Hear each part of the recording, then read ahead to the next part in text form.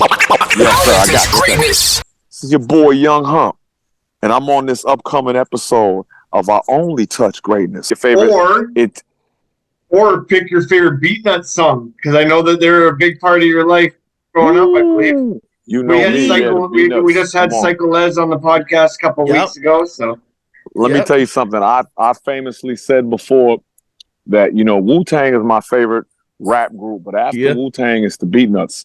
And it's like the Beatnuts. I mean, DU, I'm part of DU, so I'm not going to say DU like that. But I love Beatnuts, and I could go on, but I'll just say a quick couple things about Beatnuts that I want to say that I just want everybody to know why I love them so much.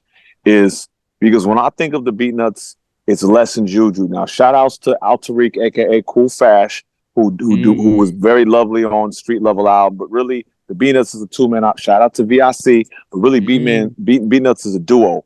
And like, in hip hop, the duos, you have some unstoppable duos. Like, really, hip hop is like all my favorite shit is duos. I mean, you got Mobb Deep, you got Dog Pound, you got Nice and Smooth. I can go on and on with the ill, MOP, like the ill duos are just ridiculous. But I was gonna say Smith and Wesson. I mean, Jesus Christ, we can stay in Brownsville just for a minute and do Smooth the Hustler and Trigger. But okay, so.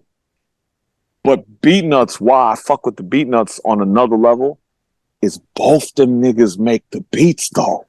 And it's like I'm a real professor and student of this production. So like for me, I'm not talking about what makes somebody greater. Because look, there are MCs that as an MC are greater than people that rhyme, produce, mix, master, do the artwork. It's greatness is not about how many ways you can slice it. It's about how tasty the greatness is. But when you're dealing with them boys, I mean, both of them have iconic production just as members of Beatnuts, but they also have classic iconic joints for other artists. Like Juju produced One for Ghostface. One, and it only takes one. Like people don't be thinking about that shit. He produced was it Dream Shatterer for Big Pun. Fucking Psycho Les produced New World Water. He produced Nod Factor for Mad Skills. I mean, it's just like we can go on and on and on and on about the bangers outside of just Beatnuts. And so that's kind of what separates them and makes them my personal favorite over the other duos, where typically one of them does the production. And then also aside from that too, like I'm a record nerd. So like they be barring out on some street shit, and then they throw in the little record shop mention, the little digging bars. You know what I mean? Like one of my favorite lines is when Les be like, I remember when I used to strip cars. Now I hit the studio and spit bars over the guitars. Like that shit's fucking church, man. I remember when I used to strip cars. Now I hit the studio and spit bars over the guitars. Like, who the fuck says shit like that? And when Juju, when Juju talking about, oh man, I mean, it's like, I love it. I love them for that. And also they both are so distinct on the mic with their voices, their flow, how they rap, but it complements each other. And then I'm gonna just, I know this is my interview, not the other group interview, but I'm gonna just throw this in there because it's my niggas and I always want to rep for them.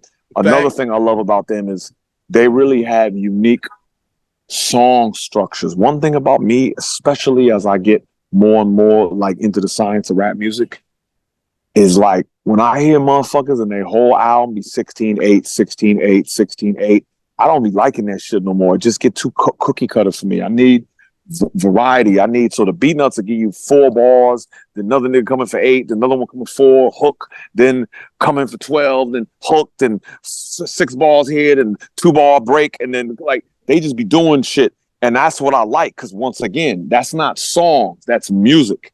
There's a musicality, there's an arrangement factor in their music, and that's why I tried certain groups, Wu-Tang, certain groups that when you listen to their music, Dre. When you listen to, for example, you listen to Doggy Style, right? This nigga fucking, Corrupt's verse on Doggy Dog World is like 1,000 bars long. Yeah. It's like, but it sounds so good, and it don't matter that you don't hear the fabulous dramatics. You don't hear them for like 2 minutes once Corrupt start rapping. Right. It's like, but it just goes. So I love it. Also, Corrupt is out of this world though. Like so. Like we gotta let Corrupt go, and if Corrupt goes off, then you just let him go until he stops. 100%, King. You said it, because that's what it is. And the real people that make music know this ain't about cutting greatness so you can fit some little template that you have in your mind and you think is going to enhance you. Because was there any shortage of that song being on the radio? No. Could that song have been on the radio anymore? No. That shit played 50 times a second. So it's like, it goes to show you, man, motherfuckers be falling for them tricks. Like, you have to make your music like this. You just got to make that shit crazy fire. And in terms of getting it played, that's a whole other conversation. But whether it's 16-ball versus a 36-ball, I mean, look at when Triumph was running Wu-Tang. Fucking no hook on that song. Niggas are just gassing on that shit. But it was planned. It's like the way it's going to get played that's the politics between you and your bank account and the motherfucking radio station. That's what that is. So it don't matter if you 6 balls or 16 or 12, fuck all that. So that's why I love, what I mean? Mobb Deep is another great example of like havoc on certain joints. Was like, no, P got 2 verses. I only got 1. I don't need to come with another verse. Right. P got this. I'm good. I made the beat. I'm straight. I got my 16 off. I'm good. You know what I mean? Like, it ain't about, because sometimes you be in the studios with motherfuckers and everything be like on some, oh, how long is your verse? Oh, yours is 20 or mine's is 16. Right. Let me write 4 more bars. Like, nigga, if your verse is hot at 16, you don't have to worry about making it 20. Just because I've been that dude as a young whippersnapper. Like, have a hot 16. Next man say his verse 24. Now I'm scribbling to try to extend my verse, and then the final 8 bars of my verse don't be fire like the 16 was, and then I'll be like, I played myself trying to, But anyway, nothing.